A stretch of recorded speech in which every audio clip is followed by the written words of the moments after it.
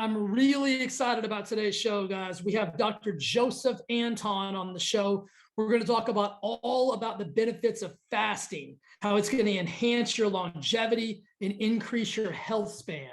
Remember that word health span. We're going to talk a lot about that today and how that is the important factor. It's not lifespan, not how long can you live, it's how healthy and long can you live combined. You're going to love today's show. Super exciting. It's going to be a heavy note-taking day. So get a pen, some paper, and get ready to learn all about fasting from Dr. Joseph Antoun.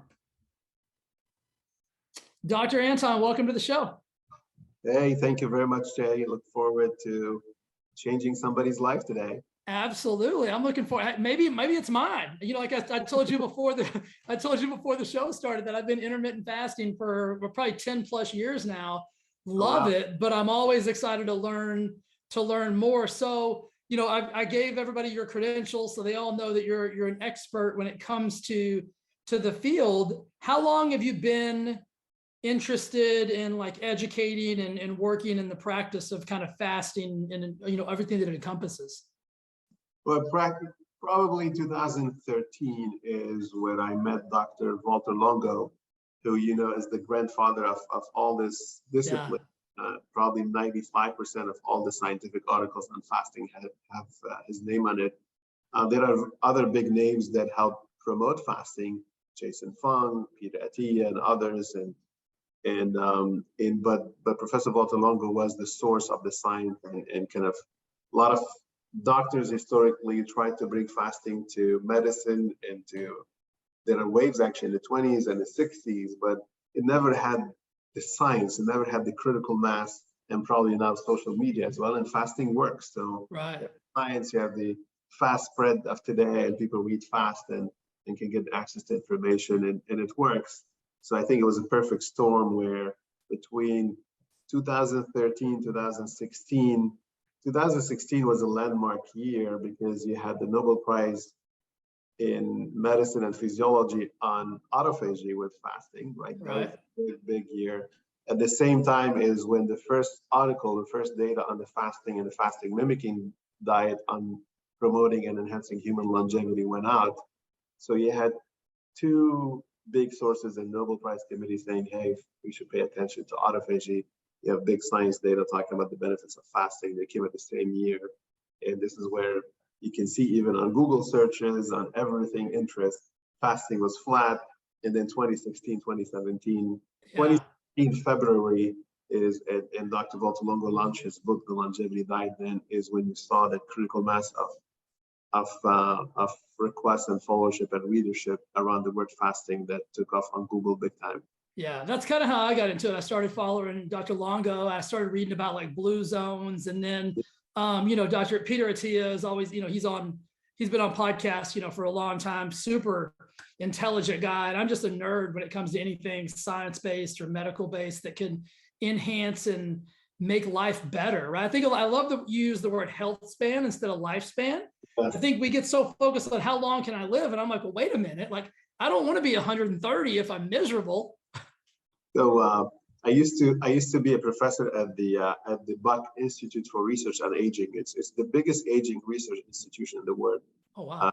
Over 200 PhDs just working on aging up in San Francisco.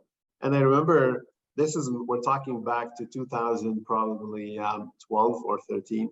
And then we do a survey at the Buck. They went out and they surveyed the community, said, you know, do you want to live longer? And 60% said no. And they said, why? The next question was, why? Is that because I don't want to be like my grandma, sick and miserable. Now you change it. It was all done to see if the logo, if we want to use longevity or we want to use health span, and if health span resonates. But this is when the health span word just started to be used. And then when you tell them, okay, you want to live healthy long, and this is when the numbers flip. And most people will tell you, yeah, if I want to live healthy long, then that's the way. That's the way to go. So it was shocking that when you talk longevity, 60% of people say, I don't want to live longer. That's really shocking. Yeah. And then when you tell them healthy long, then it's cheap. Because when you say long, everyone has a father, a mother, or a grandmother or grandfather, depending on your age, that is struggling, and they relate directly to it. Yeah, they've watched somebody suffer and they're like, I don't want to suffer. And Yeah. so, yeah, if they would have put that caveat in there, like, hey, you don't have to suffer, people would be like, well, sure. Yeah. I'd love to live longer. Yeah. Did you kind of get into it? I mean, I know working with Dr. Longer, was it based on curiosity, or was it just based on like, were you searching for something personal? Right. I think oftentimes we find things out of our own personal, space. I was searching for, just zooming a little bit back to, I started my career as a physician, right? And I was practicing medicine. I had two issues with medicine. And the issue number one is, and I wanted to be a cardiologist. So issue number one was, I'm just being trained to meet people after they're sick. So we're practicing sick care, not healthcare. Yeah. And number two, I had no real solutions for them. If you're a cardiovascular physician, you're seeing people with hypertension or, any other condition, then they put them on a blood pressure pill for every day. And it's for the rest of their life. It's not like, I think between month 3 and month 4, you'll be off this medication. There's no such a notion. So a blood pressure medication, a blood sugar medication, a statin for cholesterol, and then a pill for blood coagulation, or whether it's a baby aspirin or something else. So it was literally getting out of the office with not reversing any of your condition and putting you on 4 or 5 pills. And I always asked the doctors, I was like, if the pill worked, why they have to refill it? That was my biggest question, right? And I was like, what are we doing in here? Yeah. And this is how I left, and I studied health policy and public health, and my goal was to reverse healthcare system, to push to advocate the healthcare system to do more prevention. And then I worked with many ministries of health around the world, trying to help them do more on prevention. And the problem with prevention is it's a set of recommendations. There's no market for prevention. There's no products. There's no, and so eat healthy, exercise, sleep better, stress less. People know that. Now, there was no product. There was no, because when you have a product, you have policy comes and adopt the product. You have payers come and reimburse the product. You have venture capitalists, they invest into expansion. You build the farm of prevention. Why there's no huge pharmaceutical, or any other biotech or nutritech or whatever in prevention, because it has never had products into it. So I started looking for a product for prevention, and this is where the crossover of saying, how can we prevent? What is the best way to prevent chronic diseases? And going back to the CEO of the Buck Institute for Research on Aging, he said something that changed my life, which basically said it's all about aging. I'm like, what do you mean? He's like, you guys, meaning us, when physicians, and he's like, you got it wrong. Your thinking system, your thinking organ, your system, it's about aging, meaning 90% of us will die of cardiovascular disease or cancer or diabetes or Alzheimer's. Even if you have the ApoE gene, you're not going to get Alzheimer's at age 20. Even if you have high cholesterol, you're not going to get the first heart attack at age 21. And you're going to get your diabetes later on. You're going to get most cancers later on. So when the body ages, you start, something fails. It's like when you drive your car for 200,000 miles, if you press on this to open the window, it doesn't open. It's not a manufacturing, it's not a genetic because they thought it was genetic. It's because you used it so long, and now the next month you're going to have to fix the engine, right? So one day you have diabetes, the second day you're going to have cancer because you're old. And the best way to prevent these diseases and to really practice healthcare and healthspan is to slow down the aging of the body, because the aging is the biggest correlate of having one of the biggest killers. So if you're 45 today, or say you're 75 today, if I can keep your biological age close to 65, you just have 10 years of gap between chronological age and biological age.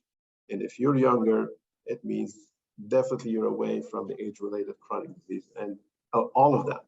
And that's the true pathway, because if I help you just with cancer and you're already old and you're a little bit had an unhealthy lifestyle, you're going to have diabetes in 6 months. You're going to have Alzheimer's in 1.5 years. The best way to prevent all of them is to keep you biologically younger. And I was like, that's a fascinating notion. How can I slow down aging? And they said fasting. And this is where everyone was pointing at Dr. Longo, saying his science is showing that the stress of fasting is very special on the body. You lose weight and there's a lot of benefits there, metabolic benefits. But when you go longer, when you go beyond 2 days of fasting, there's a big pressure on the cell to rejuvenate. This is autophagy. That was the Nobel Prize. And when the cells rejuvenates, it's a younger cell. And because fasting impacts every cell of the body lives on calories. So when you fast, every cell, this is not how pills work. You get a pill, it goes through a pathway, it goes through. So when you fast, every cell of your body is going through that process. Every cell is going through a pain point. The first 2 days, you have enough fat in the body, you have enough glycogen to compensate. But then after day 2, you go into crisis, the cells rejuvenate, and now you're a younger you, or at least you slow down your aging process. And therefore, that could be an intervention, not just to lose weight, which is most people do intermittent fasting for that. Right. But it's an anti-aging or a health span intervention. And this is what clicked with me. And as we talk, you need 2 days at least. Professor Longo studies probably 4 to 5 days so that you have a couple of days of autophagy. Not everyone gets into 2 days in autophagy. Some people a bit earlier, depending on your metabolic rate, on your weight, etc., your age. Some people get into it on day 3 or 4. So 5 days was ideal for most people, at least, to have 1 or 2 or 3 days of autophagy. And this is why he was focused on the 5-day. And 5 days of fast is almost impossible for most people. Right. But the National Institute of Health saw the results of his trials, and they said, hey, do you want to develop a food product that people can eat over 5 days, but keep them in fasting mode, meaning the cells do not recognize the food, but you're eating. And this is how the fasting mimicking diet was born. So now you have a product for fasting, which fasting is for aging. And this is what brought me to L-Nutra as the CEO after I met him. I was like, finally, I have a product that can represent prevention and can represent even therapy in the clinics. And I came in to kind of support with the science and then get it to the market. And we can talk about the details. Yeah. But that closed my story from being a physician practicing sick care to wanting to do more prevention, to discovering the value of aging, and then fasting being a pillar of aging. And then there's a fasting product with nutrition. And every one of those we can write a book chapter on, but I tried to summarize it in 10 minutes for you here. No, that's awesome. I always think back, like, from not, I would call it like an archaic thought process of like, if you look back to like our ancestors, right? It's like food wasn't readily available like it is today. And then there wasn't all these quote unquote food-like products that were presented with today. And then I also look at it from, so before you guys kind of created the fasting mimicking, it was just kind of white knuckle it as long as you could and hope you could hold on. Have they seen benefits that correlate with that? Like the same, like, just maybe a straight water fast for 5 days versus a fasting mimicking diet? Yeah, well, you mentioned 2 important things I want to start with. You said, historically, you're 100% right. We never had food all the time. Right. And people ask me, is fasting, the 80s has its own diets, the 90s had its own diets, the 2000s had, the Atkins, and then you move to the next one, the ketogenic, and it's fast. The fat is fasting here for the next 5 years, and then we'll move away from it. And I think this is the first time we can say no, because for the first time we're rematching our body with what all the other diets were artificial impositions. Oh, you should eat protein every day. You should have high fat every day. You should eat only plant-based every day. We're not built to eat one thing every day or to have one of the macros spike every day. We're built to balance. Right. To balance with variety of food, but also to balance with eat and not eat. And this is how humanity evolved. We're sculptured by nature. If I have a pancreas of this size, it's because historically I didn't need a lot of carb and a lot of insulin, of this size. So we evolved to match with nature. And we didn't snack late at night because we slept when the sun was down. Right. And we didn't have Uber Eats, we didn't have refrigerators. And we migrated. So there were periods of intermittent fasting when you slept early and you woke up to look for food. There were periods 2-3 times a year of prolonged fasting, whether it was a war, whether it was the snow and the migration, whether it was lack of food or the crop didn't yield much as. And that's the balance of life. You store when you have more and you spend when you don't have. And we lost it now in the last 50 years. We're living at fat, which is all day, every day. We have super high access to food. And by the way, here are the symptoms. 73% of us are overweight.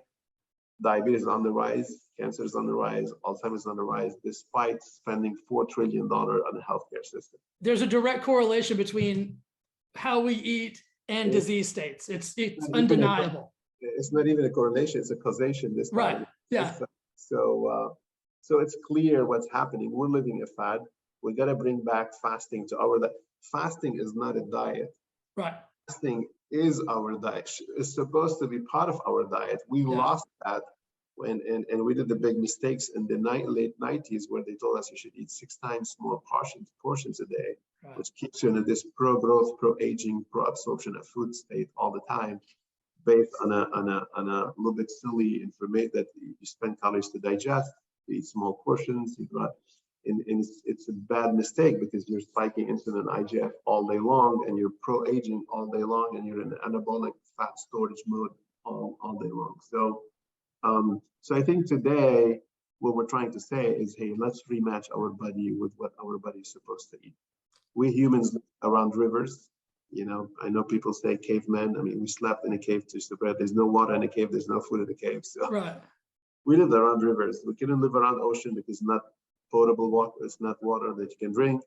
We don't live in caves. We don't live in deserts. We lived around rivers. There was water to drink, and there was grass and trees and fruits and vegetables and legumes. And the only animal that couldn't fly or couldn't run away was the fish. So we had fish, and we had plant-based diet. Some fish, we were pescatarian. We learned how to hunt after that. So a little bit of meat, that's the flexitarian diet. And we slept early with the sunlight, and we woke up in the morning and ate, and that's your 12 hours intermittent fasting. The pescatarian / flexitarian diet, some intermittent fasting. This is how you rematch your body with your longevity potential. And I'm talking from a longevity now. If you want to be a bodybuilder, you need more protein. If you right. need, I'm just talking longevity and aging, healthy aging, a plant-based diet, fish as a primary source of protein, and some meats here and there, and intermittent fasting. And 2-3 times a year, we recommend you do Prolon, which is our fasting mimicking diet, because 2-3 times a year, you want to rejuvenate yourselves. All this healthy eating we talked about, it helps slow down your aging process. But if you want to rejuvenate, if you want to fix, and I always talk about the car race. If you watch a NASCAR or a Formula 1 car race, I mean, you can slow down, you know, but with intermittent fasting, so you don't, so your engine is being more relaxed. But if you really want to do something big to the car, you take a pit stop. Mechanics come in, they change the wheels, they change the oil, they change everything. And you need that in a race twice, you know, 2 or max 3 times. Our body, our computer needs to restart after a few days. And so eating healthy, intermittent fasting are great for slowing down aging. If you want to rejuvenate, you do a prolonged fast. We do it with food. It's called Prolon, actually, Prolon, our fasting mimicking diet. And you know, you want to optimize your weight, you want to rejuvenate your body. I would add to what I was talking about, the diet of longevity, I would add fasting mimicking diet to it. Cell, which is the #2 science journal of the world, just published 2 months ago a big article called The Longevity Diet by Walter Longoria. He talks about how to eat every day, and then how to fast, and then how to do the fasting mimicking diets, you know, 2 to 3 times per year. Interesting. I love the way you kind of correlated that together with the car, because you hear about like fasting mimicking diet, and I think some people think that that's for every day, right? That's forever. No, and so and I missed answering the second part of the question, if it's equal to fasting or not. So the fasting mimicking diet is just 5 days program. That's it. 5 days of food that took us over $46 million in research. It took us 13 years. There's 24 universities around the world testing it. Stanford, USC, you know, University of Miami, University of Indiana, Leiden, 24 universities studying it. It's a plant-based 5 days program, and you buy it, we ship it to you. There's a box behind it called Prolon. And then you eat from it, that you have everything you need from food and drink and supplements, everything's there. And basically it's nourishing your body. But we studied how the cells have radars to detect food. We call them nutrient sensing pathways. And if you don't trigger those radars, the PKA, the RAS, and the TOR pathways, if you don't trigger them enough, the cell does not recognize that you're eating.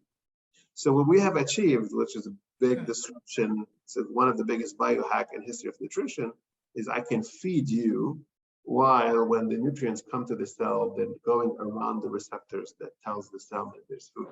Okay, that was my next question, because I was sitting here, I wanted to say, how did you figure out, or how did you guys figure out, and I know it's people way smarter than me here, so is it a combination of foods? Is it certain foods? Is it the portion? Like, what is it that makes it worth? Because I get this question all the time. It's like, well, how can you, if I'm eating, Jay, or, you know, because people think of eating as like, it goes in my mouth, it goes in my belly, fast is over, right?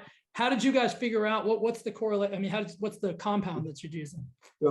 So fasting has three definitions. There's the definition that if I don't eat, I'm fasting, right? That's the definition on the street. Everyone knows that. Right. But science took it further. There's another level of fasting, which is, well, you know, if you don't eat for 2 hours, you're fasting. Then you're like, no, I just ate. So the second definition is, okay, are you fasting enough to get ketones? So when you get into ketosis, that's more of a, physiological fasting. So it's another level of fasting. Is a third level, which the science brought as a breakthrough, which is molecular fasting. So the cell is fasting. So you're eating, but the cell is not satisfied enough. And I'll give you an example to make it simple. Say you're a CEO of a company, and your company needs $1.5 million per month to operate. It's like the body requiring 1,500 calories to operate, right? So there's one definition of fasting, which is you come to the CEO of this company, tell them, I'm going to give you this month $0. That's one definition of fasting, like no food, right? $0, you have a $1.5 million deficit. And this is why fasting works well, because it's a stress. So if any diet, if you come and you tell them you need 1.5 million, I'll give you 1.4 million. That's every diet, a little bit lower calorie. The bank account drops by 100K, and the CEO will, tweak a couple of things, and it'll be fine. If you come and tell him 0, see, it's a big stress. So first, the bank account, the fat will drop by 1.5 million. So it's one of the fastest way to lose weight, one of the fastest way to drive that bank account down, which is great. But even further, this is why fasting is so special. It's a huge stress. I mean, having no money on a company is huge. So the CEO is going to go in, he's going to structure the company, structure and function, right? Some people will let go. He's going to cut everything that's indispensable that actually can dispense of. He's going to cut travel. And this is autophagy. This is what the body goes through in fasting. And this is the company will be a more cost-effective company after you put the CEO in that state. Now, another way, but there's side effects. That CEO will not be able to maintain his top employees. They're going to go to another company because he's not paying the salaries. He's not going to be able to order supplies for next month's sales. So he's going to damage the next month. The fasting mimicking diet is actually like coming to that CEO and telling him, hey, we're going to give you $700,000. Okay, but that $700,000 is going to HR and is going to go to ordering your supply. So he still has a gap of $700,000. And by the way, he has no dollars for sales and marketing. So he's going to go and fix sales and marketing because there's a big pressure there. So the fasting mimicking diet helps you be compliant on a fast. It's safer. I'm giving you the money. I'm giving you the funds. So all this body transition is being funded, is being financed by food, by nutrients. You need minerals to do autophagy, you need vitamins, you need, and your brain needs calories, and your heart needs to pump, and your kidneys needs to function. So the fasting mimicking diet makes fasting safer, makes it compliant, but at the same time, it kept the stress on the cells to do autophagy. And hopefully that example of the CEO can. Yeah. No, that definitely makes it a little more clear. The question that just popped into my brain, I'm always trying to think about like something one of my clients would ask me. So, okay, Dr. Antoun, sounds amazing. Like I'm going to do the fasting mimicking diet 5 days, and then I can just go back to eating my cheeseburgers and pizza and cookies and cakes, and I'll be healthier. Yeah. So there's 2 ways. So we have now over, I think, 14 published articles. Google fasting mimicking diet, and you see there are. Every time we test it, you go back to eat whatever you want. So yeah, now it's better that you eat healthy, Right. but it's exactly like the race car, right? So why the car goes into pit stop? Because they were driving it so fast, the tires were worn, the engine is overheated, and so you can go back to the race and race fast again, and you will warn this is why you need to go back again to the pit stop, or you can drive smoother and your car will last longer. So it's your decision what to eat in between, but it's definitely the fasting, that pit stop has helped you fix what you had to fix and is better than not doing it. Of course, we recommend people to eat healthy in between. Yeah. Of course, we want them to, but every clinical trials we've done, all the randomized clinical trials we've done till now for 15 years, only the entire results you're going to read is only driven by 5 days. We never change the 25-day in between lifestyle. That's very interesting. That's very, I mean, because I bet most people would not think that. So I'm glad you really cleared that up. So question for somebody like me, who's like, I'm interested in optimal health, right? Like I want to be the healthiest human that I can possibly be. I want to be lean, you know, perfect amount of body fat, muscle, the whole 9 yards. And I'm doing a intermittent fasting for, like I said, the last 10 years, either like an 18-6 is kind of my normal window. Yeah. Is that going to help me prolong, no pun intended, prolong my health span, increase my health span if I'm doing that? Well, the answer is not absolute. It depends, but let's talk a little bit more, zoom in on your case, right? Okay. So 2 things. Number one is we got to talk about the 18 hours, because the science does not support 18 hours of fasting per day. And we're not sure there. So there's 2 big controversial discussions happening around 16 and 18 hours, right? Okay. Number one is why most people are doing 16 and 18, because they want to lose weight, but they want to do autophagy, right? They want to get into autophagy. Right. And most trials will show you there's no autophagy after 16 hours of fasting. Okay. So autophagy happens in the body regardless, ups and down, every cell tries to fix or not. But getting all your body into autophagy, it takes much longer than that. Okay. That's one of the biggest bursts I'm gonna have today. And a lot of people will be, wait a second, there's a New England Journal of Medicine saying that article. Everyone was telling me on social media and all the big, this is why in the last year and a half, you're not going to hear from Peter Attia telling you there's autophagy at hour 16. You're not going to hear from Jason Fung telling you autophagy at hour. And in the early days, they would tell you that, but right. now nobody's going to tell you that because it takes longer. If you skip breakfast, you sleep, you ate dinner, you slept, you woke up, you skip breakfast. Most people going to work do that. And if you skip breakfast, you have enough fat in your body, you have enough glycogen, your liver can do neoglycogenesis. You're not in a crisis. Autophagy happens, systemic autophagy, I mean pushing your entire body towards it, happens when you're stressed enough that the cell says, okay, no food is coming to me. Now I have to eat myself. Autophagy is self-eat, right? I have to eat and rejuvenate. It doesn't happen because you skipped an extra 4 hours of food. It happens after a day or 2 or 3. Most people get into it in day 2. Now, if you exercise in the morning, if you run 2-3 miles and you ate, dinner early, you might get into autophagy at hour 16 or 18 or 20. Right. You have to do all this. You have to create a big stress. Yeah. And that's exactly what I do. And I'm doing it more from an anecdotal perspective. I've got kind of like a psoriatic arthritis type thing. And what I found is that kind of window that either, between 16 and 18 hours of fast has like diminished my inflammation and has actually just made me feel better. So it's not really like I'm trying to, my body fat's about 10%. Like I don't really need to lose weight. I'm doing it like, cause I want to live and pain-free, right? Yeah. And again, I'm not going against it. I'm just trying to tell you like maybe a 14-hour, 12-hour. No, that's great. Because there's the other thing is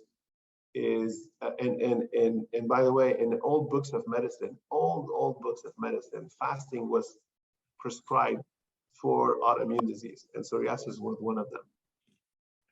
And we have a lot of, our customers, they show us pictures of their plague before and after they but it's fasting is a major intervention for autoimmune. Why? Because autoimmune is white blood pressures. White blood cells are replicating and then attacking one of your organs, right? In your case, is skin.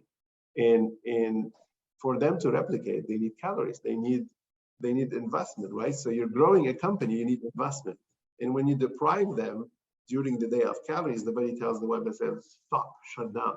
I don't have any, and then an immune attack increases cytokines, which increases inflammation, which increases temperature.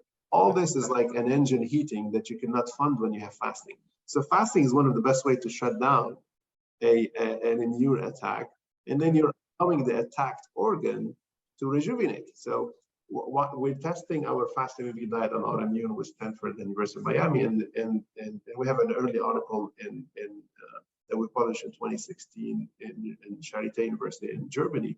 And the goal is you slow down the attack by not funding the replication of white blood cells, but you're allowing the attacked organ. This is why prolonged fasting might help you as well, because you're doing autophagy on the damaged organs, so it helps the replication. And we've shown that in an article in Cell Reports on fasting and followed by Mediterranean diet on multiple sclerosis to show when you damage the spinal cord, there was mainly in mice and early human, how there's reparation happening, because when you fast, you induce both, you drop the attack and you have the cells to fix and to rejuvenate. Okay. You mentioned earlier before we hit record that timing is kind of like the biggest, or one of the biggest questions as far as like, because there's other, if you go on the internet, which is a dangerous place to be, if you don't know what you're looking for, you'll find all different versions of intermittent fasting or fasting mimicking, or just some time restricted eating, like whatever label they want to put on it, or even like prolonged fasting. Like, should I do a 3-day water fast? Should I do a 3-day nothing? Is it okay to have coffee? Like, there's so many variables. Like, can you kind of like tighten that up a little bit for everybody? I'll tighten it up. There's thing about fasting is two big categories. There's one category called intermittent fasting, which is, by the way, anything below 2 days, not just anything below 2 days. Okay. And anything after 2 days, we call it prolonged or periodic fasting. Okay. Why that 2 days cutoff? And again, in the body, there's not an alarm clock. It's plus or minus. But because before you have enough reserves in your body to compensate, after 2 days, the cells are engaged. So that discrimination between less than 2 days and more than 2 days is more to say, are you doing autophagy after 2 days, or you're doing mainly the metabolic part, you're losing weight because of the shorter time intermittent fasting. Okay. So within the 2 days window, you have 5 types of intermittent fasting. There's the circadian fasting, which is you're fasting just for 12 hours. When the sun is down, you stop eating. In the morning, you eat. This is actually a lot of centenarians. We study our founder, Professor Voltolongo. You can see the book behind me, The Longevity Diet. He explains that in the Longevity Diet book. He studies a lot of centenarians, and a lot of them actually practice intermittent fasting, but closer to that 12 hours window of where we sleep when the sun is down. And this is where the Nobel Prize in Medicine in 2017, nobody talks about that, is about the biological clock and the circadian rhythm. And Sachin Panda talks a lot about that. And we're big proponents and supportive of that theory, that it's your entire body, it's not just brain and muscle need to rest at night, but your entire body needs to sleep and rejuvenate at night. So circadian fasting 12 hours, which we recommend everyone, adopts or does as part of human evolution. Right. Send it to 16 or 18 hours. This is the typical, when you say intermittent fasting, most people think about that. Then you have 5-2, meaning 2 days out of the week. There's 7 days out of the week. 5-2 is twice a week you do fasting, 5 of a day, and you eat below 500 calories. And the 5 other days you eat normal. This comes mainly from religion. Both Christianity and Islam, the Prophet fasted twice, actually a week. And in Christianity, traditionally, there's a Wednesday fast and there's a Good Friday fast. Okay. And this is why it's more spread in Europe than in the U.S. A lot of fasters in Europe practice the 5-2. And then you have alternate day fast, meaning you fast every other day. It's too intense, it's too interventional. At least the most effective, because you're literally fasting every other day for the full day. You eat less than 500 calories. But it's difficult to observe and trace that yo-yo effect in the body, where one day you're fully eating, one day it's a little bit confusing. But it makes you lose a lot of weight. So all these practices are intermittent fasting: circadian, the 16, the 5-2, and the alternate day. And what gathers all of them is, unless you're binge eating after the fast, what gathers all of them is, hey, I'm losing weight and I'm not overfeeding all the time my body. Like in your case, you're not always feeding, therefore the growth factors are not high, therefore your immune cells are not activated, therefore you're managing your attack. And this is why in your case, instead of doing this 12 hours, you're doing longer, because you have to intervene. You're not just doing it for longevity, but you want to intervene on your psoriatic, and this, it's understandable that you go to a little bit longer on your fast. Yeah. Okay. Very interesting. Yeah. If from a longevity perspective, you should do 12 to 14. If you're overweight, go to 16, because you want to lose a little bit more on the short term. When you lose the weight, go back to 12 to 14. 12 to 14 is a longevity fast. 16, 18 is a weight loss fast. Closer to that 18, what you're doing is, hey, I have a condition, right? Either I'm diabetic or I have autoimmune, and I want to just start a little bit longer so that I decrease all the insulin if you're diabetic, and accelerate the weight loss and or the immune attack in your case. Yeah. Go ahead. In addition to that, there's the prolonged fast, more than 2 days. Now, the more than 2 days, what you're doing, you're not just losing weight, you lose a lot more weight because you're doing longer fast. You're putting insulin and IGF under even much bigger control because it's longer fast, and you're rejuvenating, fixing. So this is why you don't have to do it all the time, like the pit stop and race car. 3 times a year, if you do the prolong, you're helping the cells to rejuvenate. And this is the extra step that you're not getting probably every day from the 16 to 18 hours. Same thing, if you're racing a car, your engine is heated, you have high autoimmune, okay, you slow down. You're going to help that engine, but twice in a race or 3 times, you go and the mechanics fix what you have to fix. They put the car in a better shape, and then you go and you can stay longer in the track and healthy. Now, I think I know the answer, because you kind of mentioned it earlier. We lived by rivers and, the grasses and the fruits and everything like that. Have you guys found that there's an additional benefit to I don't even like the word diet, but is there an additional benefit to a certain food consumption? And are there things that you guys have found that have like either made it better and or made it worse? So the problem with the questions you're asking is I'm giving a general answer, and I respect that. But there's tailored nutrition, like there's tailored medicine, and we can talk in different cases. But from a utilitarian standpoint, I'm going to try to give an answer that works for most if you want. And food as medicine is the next step, right? And we do have actually a company ourselves called Nutrition for Longevity that just got reimbursed. We just got a code for reimbursement as medicine from Medicaid and Medicare. And now 53 insurances signed us across the US to pay for our food, daily food, literally meal kit that we send to you every day to eat from as medicine, and you're going to be fully reimbursed for it if you have one of 32 health conditions. It's called Nutrition for Longevity. And I'm talking about it because you asked me the question, and yes, food can respond to different health conditions. So if you want to live healthy long, I gave the answer. I think that the prescription is intermittent fasting of 12 to 14 hours. You eat a pescatarian/flexitarian diet, meaning plant-based, mainly rich in legumes and vegetables. You add to it and nuts. You add to it the fish as a main source of protein, and from time to time meat. And then 2 or 3 times per year do the fasting mimicking diet just to rejuvenate your cells. This is kind of, again, doesn't apply to everyone, but in most cases it rematches our body with our, how it evolved, right? So we lived out on the river, and trees and fruits and vegetables and legumes and nuts. Then it was easy to fish. When we learned how to hunt, we introduced meat. And when we migrated, when we had some stress or wars or whatever, we had the prolonged fast. That's exactly how we lived and how we're tailored to, how nature tailored us hundreds of thousands of years to do. Now, if you have certain health condition, you can deviate, right? So you misbehaved, you're diabetic now, you're obese, you got diabetes. Yeah, you want to accelerate your fasting time, and you want to be a little bit more ketogenic on a very short term, maybe. Again, we recommend the fasting mimicking, which is a much faster, much closer to fasting intervention. But I understand you want to go on a short-term different diet, right? If you go and you have allergies to certain ingredients, you have a leaky gut. So it depends on what you have, then you can tailor nutrition to, and we can go long and large on every one of them. Yeah. But I don't want you to be controversial at all, but I feel like it's a question that most people are probably thinking, and I understand this is fully your opinion, but you do have access to a ton of research, right? And, mine's way smarter than mine.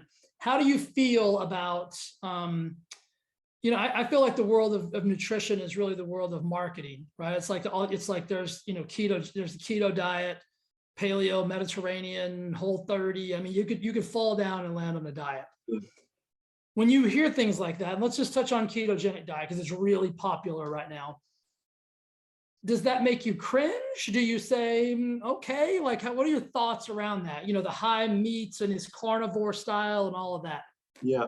So, again, I'm an MD PhD and I devoted all my life to true science. And you're 100% right. Nutrition, because it's less regulated than drugs, right? It gives more leeway to anyone give to any opinion, but it helps with breakthrough as well, because people kind of come up with ideas, and some of them are right, some of them are wrong. Yeah. What I'm going to answer is a scientific answer to what science has shown, right? Okay. And I think you'll be happy with that. So good. There's a place for ketogenic diet, which is if you want to be in high fat and in ketosis mode, which again is not a normal mode. We did not live as humans in a full ketogenic all the time. We did do some ketogenic when the food was not readily available, but you do it for specific reasons, and there should be short-term reasons. If you have a neurological condition, some of them respond because ketones, the brain is a fat organ, and the brain loves the switch from carbs to ketones, right? And this one, when you're on ketogenic, you feel like empowered and you feel like really a good performer, and because the brain loves ketones. And in certain health conditions, actually, it could be supported by ketogenic, certain neurological conditions. The opposite, so because it's a high fat status in the blood, and it's a very low carb status. So if you have diabetes, you want to be in a low carb setting, ketogenic diet is a good match for you. So it's as simple as you have high fat, good for the brain, go for neurological condition, you have low carbs. The problem comes to the protein side, and that's actually the demise of the early stages of ketogenic diet. It was a marketing launch, so eat meat. They couldn't fight protein. They want to introduce high fat. You cannot fight protein. Everyone thought protein is good, and so you capped the. So what you want to do is go on a plant-based, not so much a meat and an animal source of fat. You want to go on healthy fats, the nuts. You want to go on healthy proteins, the plant-based proteins. You can add some meat from time to time. So go on a ketogenic, plant-based source of both the fat and the protein, and you can add fish or not. Fish is a great combination; gives you the protein from animal source and has the healthy fat, and that will make it, at least from a longevity match, a healthier ketogenic diet. Do it on a short term if you're overweight and you have high carbs and or neurological condition. But there's no longevity diet. There's no longevity research that showed that ketogenic diet is a good diet. Actually, if you test it on mice, they don't live longer. They live a little bit shorter. So it's not a longevity diet. It doesn't rematch our body with anything that historically happened to us. It's an intervention diet, and it was successful because it helps on the short term with the biggest thing we're facing, which is diabetes and high blood carbs, and everyone is against carbs. So it banked on that movement. We love proteins, we hate carbs. Let's go very low on carb. Let's go okay on protein, and let's swap the carbs with fat, which the brain likes because it's ketone. And that was the success of the ketogenic diet, which again is good for these conditions that we talked about. But the science does not support being in light ketogenesis state for a long time. Otherwise, I could bank on this the most. I have a better ketogenic diet called the fasting. Maybe I can take you as ketogenic as fasting, and I still tell you do it for 5 days, don't do it for all the time. Yeah, that's interesting. Now, on the subjects that you guys have, the research you guys have done, age ranges, is there a certain age range that, and then 2 questions before we let you go. Age range and male versus female. Yeah. Because there's a little bit of science that says, oh, women shouldn't do this, that men should do. And then have you found a sweet spot in the age range, or is it pretty wide open? Yeah, we studied always at ages 20 to 70. Okay. And we didn't go below 20 just because when you're 20, you're physically still growing, and you don't need to fast, and you don't have chronic disease at that time. Yeah. And above 70, we don't say you should not do it as much as go and talk to your doctor, because what if you have multiple health conditions? What if you take 5, 6 medicine? We don't want you to be on, low blood pressure, low carb, and then you still are fasting. So we tested between age 20s and 70s, and we published a lot of articles on that. Above age 70, we say talk to your doctor before you do it. Okay. And then what about the male versus female? Yeah, the male versus female, we've tested on both. We haven't seen any differential response, and a lot of people ask us, how come you're studying the same box, the same size for people with different BMI, different gender? And this is why we went for 5 days. If it was 2 or 3 days, then obviously you're going to have differences, because some people would not get into autophagy on day 3. If you have a lot of reserves, you have low metabolic rate, you're not going to be on autophagy on day 2 or on day. You need a little bit longer, right? And if versus somebody who doesn't have reserves, who has very high metabolic rate, you put them in a fasting mode, they respond much faster and they're metabolically flexible. So, but what we've seen is the 5-day gets anyone at differential dose, but gets everyone into it, whether male or female, whether big size or smaller size. Okay. And then another question that just popped into my head, because I've had a few clients that have wanted to fast in some way, shape, or form, whether intermittent fasting or 2 or 3 day fasting or whatnot. And they've had their physicians say, hey, this isn't that great for women in your age range with your hormones and things like that. And this may not be your expertise. And if it's not, you can completely default out. But could you answer that for me or give your opinion or thoughts on that? I haven't seen a randomized clinical trial on that, but I know a couple of doctors. We have 14,300 doctors that prescribe Prolon in their clinics. That's a lot. And a couple of our doctors talk a little bit. I've seen them on podcasts saying, if you want to do just water, again, this is why we do it with food. When you fast, the food is safer, it gives you the nutrients. But if you want to do a water fast, which again, I'm not a supporter of 3-4 days of water fast. The same way when I told you that if your CEO needs $1.5 million, you don't give him the money, there's side effects. So probably if you're around the ovulation and you're fasting, maybe it perturbates that. So I heard some gynecologists recommending the water fast to be done after day 14 of the period, so it doesn't interfere into it. Okay. So around menopause, are there other reasons? I don't know. For us, with Prolon and fasting mimicking diet, we love the Prolon to be done around that age, because this is when women start reversing their cardiovascular metrics, increase risk of and is when they start losing muscle. By the way, Prolon protects lean body mass. We have a patent filed on it. We have 2 trials showing that, because the stress of fasting keeps the growth hormone high. You're nourishing. Remember, with Prolon, you're nourishing your body, so your muscle can take that nourishment under high growth hormone and build rather than be lost. And there's a lot of more positive things doing Prolon versus the water fast. So for us, around menopause is a good indication. For water fasting, I've heard a couple of on the webinars, some doctors saying for women to do it after ovulation, after the day 14. All right. Last question, Doc. I own a gym. I'm a fitness freak.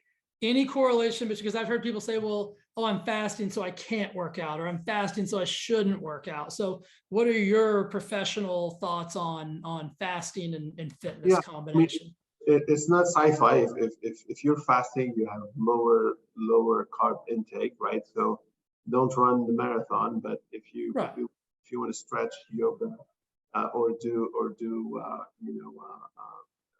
power, weightlifting, or it doesn't spend actually activating upper body, doesn't spend a lot of calories. So biceps, triceps, shoulder, the quadricep is what spends the most. So when you run, when you walk, this is where you spend the most, especially when you run. But doing some some light weight related exercise and or yoga and or stretching and or walking should be fine. Again, it's not for everyone. Some people can go to hypoglycemia pre-fast. Some people are taking insulins or are taking sensitizers oral. They should not. So let's not generalize. This is a risky thing. And we should say, hey, if you fast, first of all, if you have risk of hypoglycemia, do not fast. If not, then fast carefully when you do the exercise. Now, a lot of people do actually the Prolon, and then after they do protein diet to increase, to enhance their performance. I cannot name, but there's a lot of NBA players, NFL players, NHL players that do Prolon, and they do after a protein diet to actually rejuvenate the cells of the muscle and then feed them higher protein diet for better performance after. But on the 5 days of Prolon, take it easy. Don't do over, don't go hard on exercise. Don't be fearful. Prolon works as a positive stress. Yeah. So stressing from fasting, growth hormone and high amount of stress. There's enough food in the body to feed the muscles. So the last article we published 2 months ago was a male athlete doing Prolon, and it showed no loss of Awesome. And at my age, I'm always looking for like sleep optimization. The older I get, the better quality of sleep I'm looking for. And I've found that since I've been intermittent fasting, not the Prolon or anything, my sleep has improved. Is there any correlation between the two when you do it in the Prolon and everything? Of course. I mean, that's the Nobel Prize in 2017 is the circadian rhythm. So when you eat a little bit early, and then you allow a couple of hours and then you sleep, this is where all the organs of your body are not being perturbated by food, are not being perturbated by the high setting of insulin, high setting of IGF, being anabolic, having to digest, having to have reflux. So everything improves when you actually separate your sleep from your food when it comes to sleep quality and quantity. And you have a light belly, so even reflux is low, and you're not. And a lot of people, they tell you, when I eat and I sleep right away, I have bad dreams. And of course, because everything is being activated and every organ needs to rest. That's the Nobel Prize in Medicine 2017, biological clock of every organ. If it's good enough for the Nobel Prize, good enough for me, Doc. I mean, I can't dispute that. That's So I'm going to put all the links to the companies, to the Prolon, to everything down below in the show notes, so you guys will have full access to that. Last thing, Doc, because I know people are just thinking this, because I'm trying to put my brain on my listeners. When does it taste good? Am I going to like it? Is it going to be five? Is it going to be 5 days of torture? Tell me it's not. You're going to like the breakfast bar very much so. You're going to like the crackers, but everything you're going to like. The soups, they're not like the super high-end Italian soup that you're going to have. Right. And so this is where you're going to have healthy soups. And if you have a healthy palate, they're perfect for you. If not, some people have a plus or minus opinion about the soup. The product ranks 8.6 over 10 on taste. So just to let you know. Yeah, a lot of the ingredients, they're optimal, because if it doesn't taste good, it's not going to sell, whether it's going to be miraculous or not. This is why McDonald's still survive versus eating salad, is because they taste good, the French fries. Right. So we worked a lot on taste. All the ingredients taste really, really good. We have a very high score, except the soups. You have to understand that this is not a sugar soup and a carb soup and a meat soup, but it's an okay soup. It's designed to serve a purpose. Yes, exactly. Right. And last thing about the bars, because I know people are kind of, some people could be really bar fanatics. Did you guys develop the bar later on, or was that always a piece of the puzzle? It was always a piece of Prolon. Then we spanned the bar off as a fast bar. I don't know if you're aware. I do. That's why I was asking, because I just saw the fast bar. Is that out? Can somebody get the fast bar just by itself without the Prolon? You can go fastbar.com and buy it. Okay. And FastBar has a randomized clinical trial that we published in Nutrients, one of the top nutrition journals, equal to fast. Blood sugar, blood ketones were equal to water fast. And it's the only bar with a patent behind it. You can eat the bar in the morning, and you wouldn't, go buy a ketone measurement. And we've tested so many times. We went every big association meeting, and we had every doctor and every nutritionist, and they were like shocked. And we have a randomized clinical trial on it. It will keep you in fasting mode. So why we developed it, because people like you doing 18 hours of intermittent fasting, you're helping your psoriasis. At the same time, your brain in the morning is not getting the calories it needs. Your heart, which has to pump every second, is not getting calories. So the essential organ of the body, that's the side effect of fasting, right? The positive effect, you lose weight, you control your psoriasis. The side effects is every organ of your body, essential ones, are also suffering a little bit every morning. This is why you heard me today not pushing for 18 or 20 because Yeah. suffering, unless you touch autophagy, is not that worth it unless you have a condition. Yeah. Do the fast, but at least you're getting some nutrients to your essential organs in the morning. It's I super. like that. It's rich in the premium, so macadamia based, pecan, almond. It's very rich in the high end nuts. So it's by itself is a premium high end, plant based product, but also serves the purpose of keeping your cells in a fasting mode. And it's fastbar.com. Yeah. Beautiful. I'm going to try some, Doc. I'm Yeah. excited. Sometimes I don't like to suffer. So, maybe I'll have a fast bar occasionally.